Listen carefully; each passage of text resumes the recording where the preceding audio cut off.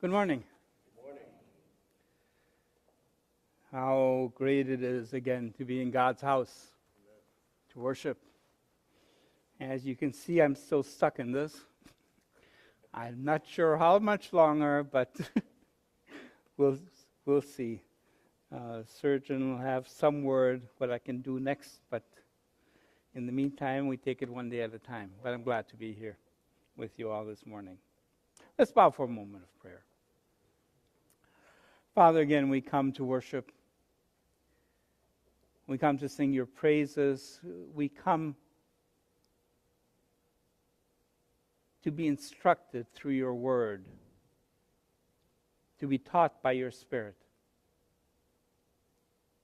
Open our hearts, our minds, our very beings, so that we might be receptive to what it is you want to share with us today. Amen.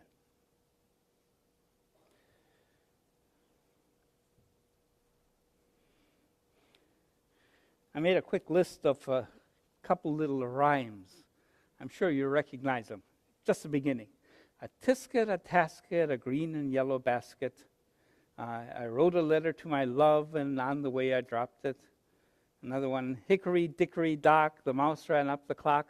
You can fill in the rest. Humpty Dumpty sat on a wall. Humpty Dumpty had a great fall. Little Bo Peep has lost her sheep and can't tell where to find them, and on and on. You know what I'm talking about, right? Mother Goose, nursery rhymes. Supposedly these little bits of poetry that keep small children amused. But my feeling is that if you're not a grandparent or a parent, you probably don't pay much attention to these little things, do you? After all, you don't have any real use for them. Let me suggest that that may be a mistake. Because the reality is, alongside being entertainment for little kids, very often these little ditties contain messages, little bits of wisdom that are meant actually more for the parents than they are for the children. Because very often they catch something about how people really live their lives, how they act, how they respond to different situations, circumstances. They're kind of snapshots of human nature. Let me give you one example this morning. It's about a pussycat. Goes like this. Pussycat, pussycat, where have you been? I've been to London to visit the Queen. Pussycat, pussycat, what did you there? I frightened the little mouse under her chair. Silly rhyme? Maybe. But pay attention to the message. Did you hear what it was saying? This pussycat went to visit the Queen on her throne. And yet it became so distracted by the mouse under the throne that he totally missed the splendor of the Queen and the throne and the palace and everything else that was going on around. This cat became so engrossed with the small, insignificant details that it completely lost sight of what was really important. And let's be honest, Pussycat isn't alone in doing this. All too often, that is the perfect picture of life as we live it. All too often, we get distracted by inconsequential details. We lose sight of that which is central, that which is crucial, that which is really important. You know, as the old saying goes, we can't see the forest because of the trees. And while that's true in general, in many areas of life, to me it seems this is especially true when it comes to the things of God and Christ. All too often, when it comes to matters pertaining Him, people get sidetracked, distracted. Their focus is on the incidentals. They get so involved in theological arguments and discussions, all the while they fail to see Him who ought to be the center of their focus, our focus. And it's not a new phenomenon. It's been happening throughout history. It's been happening ever since sin came into the world. Certainly it happened during the first Christmas, when Christ came to earth as a child in Bethlehem. We just read a passage. Listen again to a part of it. The real light which shines on everyone was coming into the world. He was in the world, and the world came into existence through him, yet the world didn't recognize him. He went to his own people, and his own people didn't accept him. Christ came to earth. God became man. He lived among us. He ministered among us. The Creator entered his creation, and yet for most, it was as though nothing happened. They didn't see him, even though he was right there. And if they did see him, they didn't pay any attention to him. And they certainly didn't recognize him, acknowledge him, accept him. Why? Well, I feel that for the most part, it was because they were too distracted by other things. Their attention was focused on that mouse under the chair, and in the process, they missed the splendor of his coming. And have things really changed since then? Now, you know as well as I do, they haven't. Things are still very much the same, and face it, that's just the way Satan likes it. And he uses it to full advantage. If you want an example of what I'm talking about, consider just for a few moments of what happens all too often during a worship service. When we come to worship, we have the promise of Jesus that where two or three are gathered in his name, what? He is there in their midst. He is there. So the time of our worship is meant to be a time where our focus is on him. He is there. He's right here. We're meant to behold something of his glory. One of the main purposes of our worship is to have our hearts and our minds enlarged by his love as he speaks to us. And yet, have you ever noticed how quickly we get distracted? Somebody opens the door or closes it. There's that restless child, maybe the cry of a baby. The cell phone somebody forgot to turn off. A whispered comment by somebody across the aisle, loud enough for you to hear, but not quite loud enough to understand. Leaving you guessing. Rustling of a candy wrapper. Too hot. Too cold. Too bright. Not bright enough. Can I go on? You know very well that any one of these can suddenly become so important that God is forgotten as our attention shifts its focus to that mouse under the chair. Dr. Harold Wacker is a man who's done a lot of work studying worship. How the church worships, why the church worships, on and on. Well, he once wrote a rather tongue-in-cheek instruction book. Supposedly, authored by Satan to his underlings, whose job was to keep people from getting closer to God, giving them little hints, guidelines of what they can do to pull people away from God.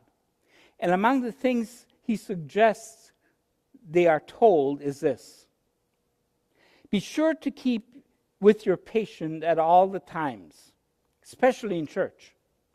When in the church, keep him aware of little things, of the fact that the usher is a hypocrite, that this man's shoes squeak. Never let him see the church in its fullness with her banners flying, for that is a sight at which all hell trembles. And do you hear that? Satan doesn't mind us being a church, as long as he can keep our minds on other things. As long as we pay attention to the mouse under the chair, as long as he can keep us from focusing our attention on the Lord. Now, the reason I'm talking about all this morning is because this subject, I think, is very important, especially when it comes to this time of year, as we prepare for the celebration of Christmas. I have a sense that it is at this time of the year, more than any other, that this happens to us. As we prepare for Christmas, we should be focusing our hearts and minds and attention on the fact that the true light of God came into a dark world. And yet the reality is,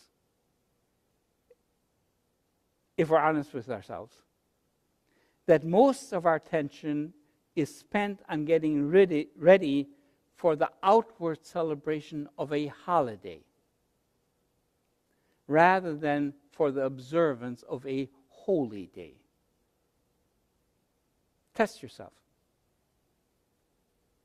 How much time are you spending getting ready for the festivities of the season? And how much time are you spending getting ready spiritually? Now, I know when it comes to Christmas, there are a lot of details that do need to be taken care of. You know, there are the cards to be sent out, there are the gifts to be bought, there's the Christmas menu to be planned, there are decorations to put up. And it's only beginning. We're all aware of it. There are a lot of things that have to be taken care of. Well, it's exactly because there are so many details that it's easy for us to become consumed by them, to be consumed in them, and we begin to forget why we're doing any of this. We begin to forget what the ultimate purpose for it is, what lies at its heart. Somebody once related a conversation he overheard between two young men. And one of them was looking at the other and said, "You know, I wonder what I should get my brother for Christmas." Well, suggestion from the other was, how about a Bible? You know, a nice leather-bound one. He'd like that, wouldn't he? Oh, no. He wouldn't like that. I can't do that. He doesn't believe in the Bible. Well, how about a nice poster for his room? You know, something like a verse that says Jesus saves, or, you know, something along those lines, maybe a Bible verse. Well, I'm not really sure he even believes in God, and he certainly doesn't believe in Jesus. He thinks Jesus was just some prophet or other, or who knows what.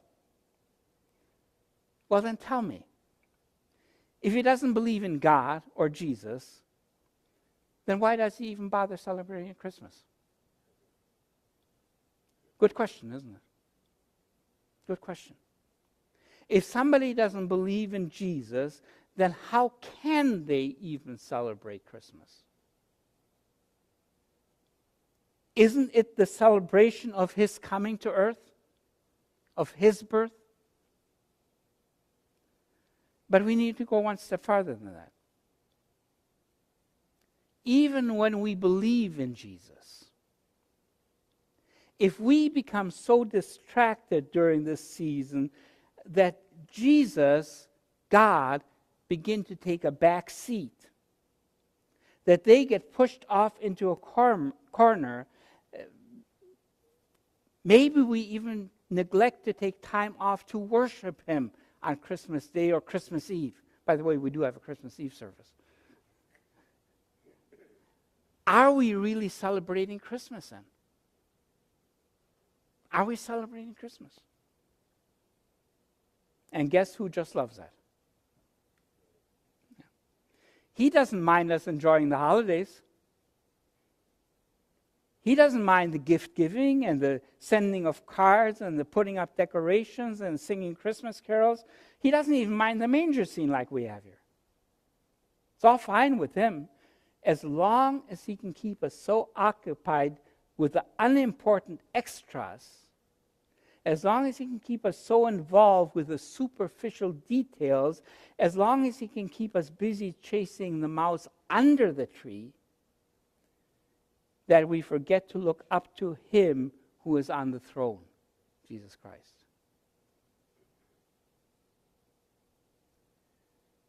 Not too long ago, a professor of psychology at one of our universities gave a word suggestion test to his class of about 45 students.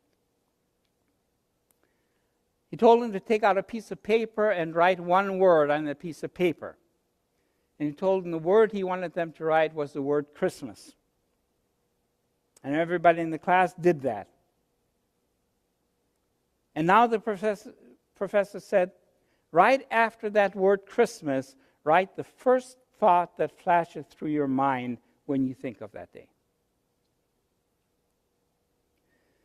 When the papers were turned in, he obviously got a multitude of different responses. All kinds of words he found: tree, present, holly, mistletoe, carols, turkey, holiday.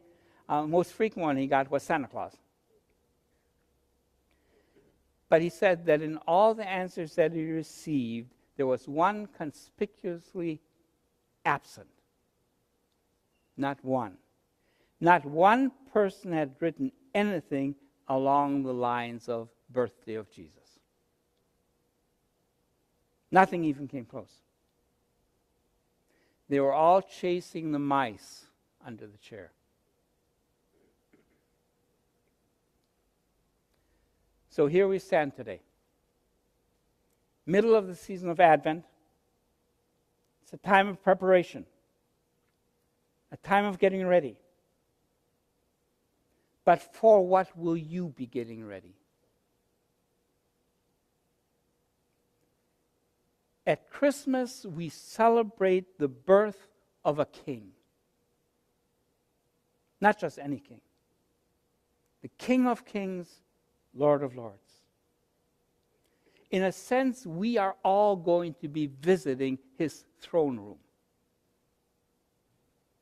When we enter that room, where will our attention be focused?